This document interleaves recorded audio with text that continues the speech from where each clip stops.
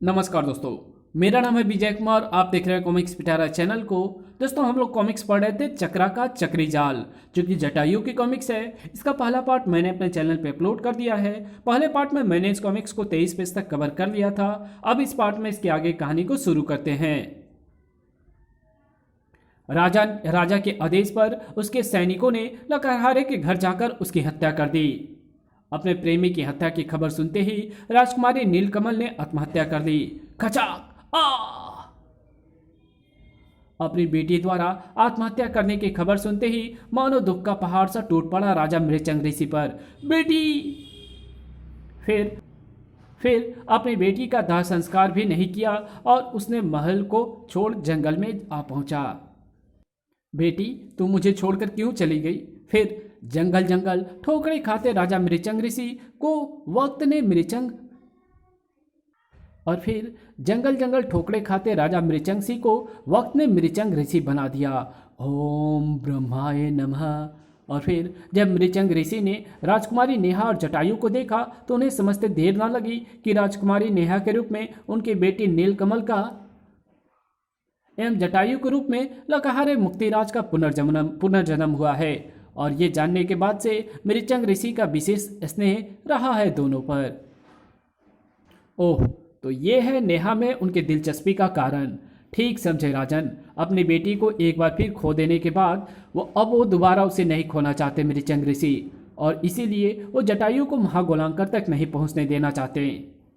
तो क्या जटायु अपने उद्देश्य में असफल रहेगा कुलगुरु? क्या सूखा पड़ जाएगा देवनगर में? राजन, तुम्हारे इन प्रश्नों का उत्तर तो आने वाला समय ही देगा, लेकिन फिलहाल जटायु फंसने जा रहा है एक नई मुसीबत में, क्योंकि पहाड़ समझकर जिस पर वो दोनों चढ़ रहे हैं वो पहाड़ नहीं है।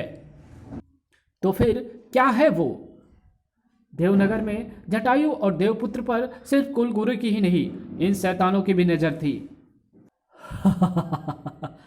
मिडाको के चंगुल में फंसने जा रहा है दोनों, जिससे स्वयं मौत भी नहीं बच सकती। और इस सबसे बेखबर जटायु और देवपुत्र मयंक उस पहाड़ पर चढ़ रहे थे। अचानक हुआ उनके पीठों पर उस भयानक दैत्य प्राणी का एक करारा वार। सड़क आ आ इस बार से उन्हें सैकड़ों फुट दूर उछाल दिया था। धार उफ आ भड़ाक। कुछ भी समझ पाने में असमर्थ थे वो। ये आखिर हुआ क्या था? ऐसा लगा था जैसे किसी ने कोड़े से प्रहार किया हो। तभी क्यों, कैसा लगा मेरा वार? उछलकर उसकी छाती पर समय शक्ति से वार किया जटायु ने। अच्छा, अब तू बता कि मेरा ये वार कैसा है? उफ, इसकी छाती तो चट्टान जैसी सख्त है।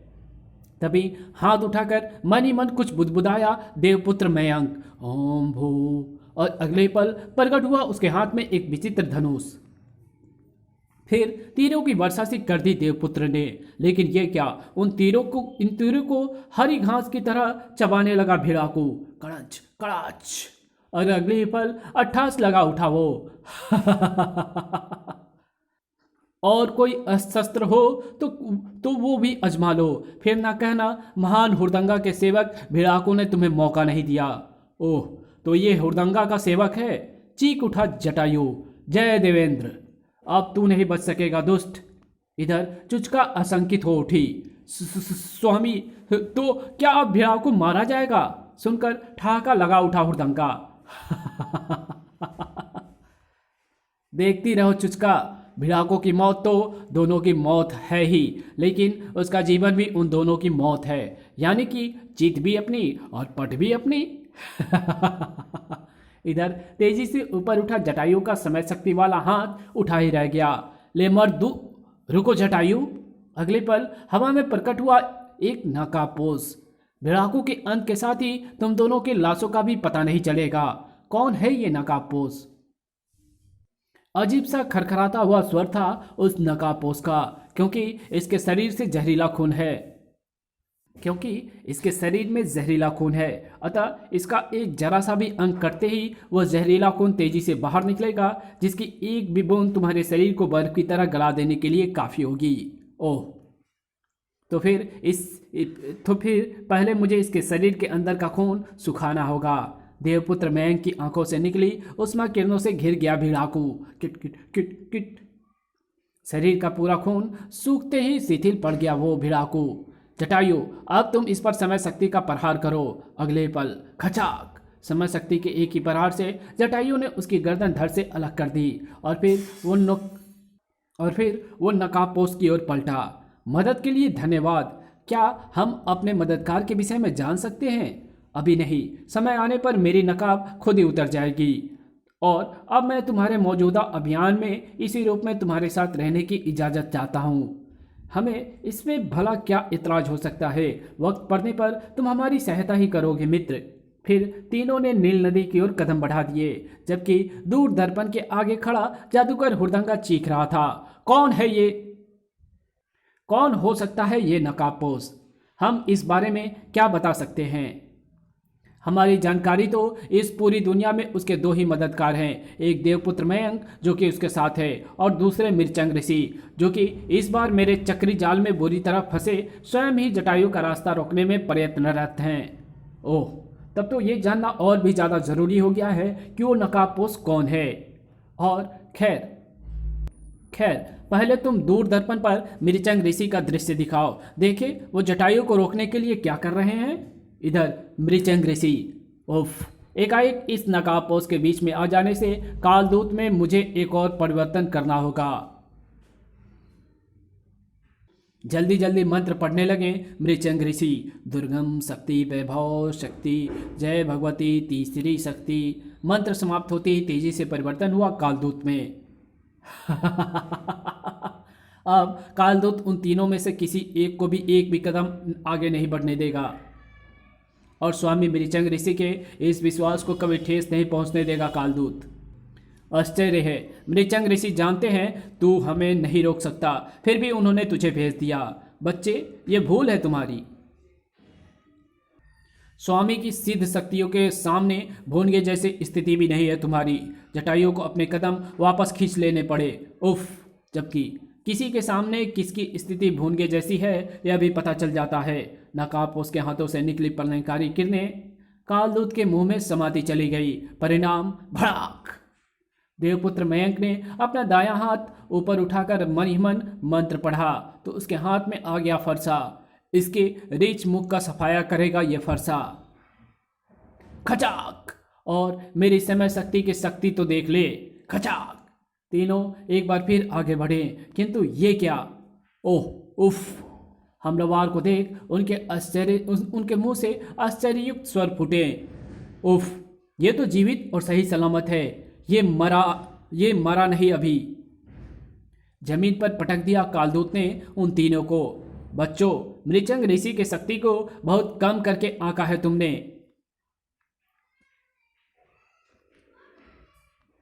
गिरते ही पलटकर वार कर दिया नकाबपोश ने। मेरी शक्ति किरणों से तू बच नहीं सकेगा दुष्ट। लेकिन जल्द ही उसे एहसास हो गया, उफ, इस पर तो मेरी शक्ति किरणों का कोई असर नहीं हो रहा। अगले क्षण बड़बड़ा उठा वो। पहले मुझे इसकी मृत्यु का रहस्य जानना होगा। जाने ये किससे बातें कर रहा है। फिर जल्द ही जटायु, इसके लिए जरूरी है कि एक ही साथ इसके तीनों मुखों को काटा जाए। ये कौन सी बड़ी बात है? अभी लो। जय देवेंद्र। कर कड़ाक। अगले क्षण उसके समय शक्ति में हुआ एक अनोखा परिवर्तन। अब मरने के लिए तैयार हो जा दुष्ट। उफ, कालदूत तक पहुंचते पहुंचते जटायु बुरी तरह झुलस गया था, लेकिन उसने हिम्मत न हारी और एक ही बार में उसके तीनों सिर धड़ से अलग कर दिए। वो देख बौखलाए उठा था जादूगर हुड़दंगा। ये क्या? इस रहस्यमय नकाबपोश के कारण मृचंग ऋषि की एक और सिद्धि शक्ति समाप्त हो गई। अगले पल घुर्रा उठा वो। चक्रा, अब इस खेल को जल्दी समाप्त करना होगा हमें। चुचका, अखंडा, गिल्ला बिल्ला, जाओ खत्म कर दो इन तीनों को। खत्म कर दो उन तीनों को। जी स्वामी। इधर नील नदी की ओर बढ़ते तीनों के चेहरे खिल पड़े थे। अब ज़्यादा दूर नहीं है नील नदी। हाँ, कोई नई मुसीबत सामने ना आई तो सुबह तक पहुंच जाएंगे हम वहाँ। तभी भयंकर आवाज़ों से पूरा जंगल गूंज उठा। क्री क्री। ये क्या?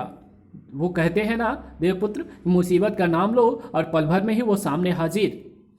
और जब मुसीबत सामने आई तो तीनों चौंक पड़े। बहुत अच्छी किस्मत है तुम तो नहीं की जो यहाँ तक पहुँचने में सफल रहे, लेकिन अब एक भी कदम आगे नहीं बढ़ा पाओगे तुम।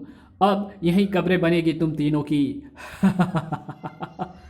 नहीं दोस्तों, अब उल्टा हम ही तीन नहीं दोस्तों, अब उल्टा हम ही तुम तीनों की कब्रें यहाँ बनाने के लिए नहीं दोस्तों, अब उल्टा हम ही तुम तीनों की कब्रें यहाँ बनाने के बाद आगे बढ़ाएंगे। जवाब में तांत्रिक गिल्ला बिल्ला के खोपड़ दंड से निकली एक भयंकर आकृति। तो फिर देखो, अब तुम्हारी बोलती बंद करता है तंतारा। देखते देखते तंतारा विशालकाय रूप में परिवर्तित हो गया। उफ, इतना विशालकाय, भयानक और घिनौना भी। उफ, कैसे निपटा जाए इससे। तंतारा को देख एक बार तो कांप उठे तीनों, लेकिन जल्दी संभला, नकाबपोश और प्रलंकारी किरणों का प्रहार किया उस पर। कर्र कड़ाक। लेकिन ये क्या, तंतारा से टकराकर नकाबपोश की प्रलंकारी किरणें वापस लौट पड़ी। अपनी ही शक्ति से बचने के लिए एक तरफ छलांग लगानी पड़ी नकाबपोश को। इसी बीच देवपुत्र मयंक भी संभल चुका था। उसके हाथ में चमत्कारी ढंग से प्रकट हुई एक गद्दा। सर, अब ये शैतान नहीं बचेगा। किंतु उस भयानक प्राणी से टकराकर देवपुत्र मयंक की गद्दा भी वापस लौट पड़ी। अरे बाप रे, देवपुत्र को बचाने के लिए उस गद्दा से आ टकराई जटायु की समय शक्ति। टनाक। जटायु, मौत का दूसरा नाम है तंतारा।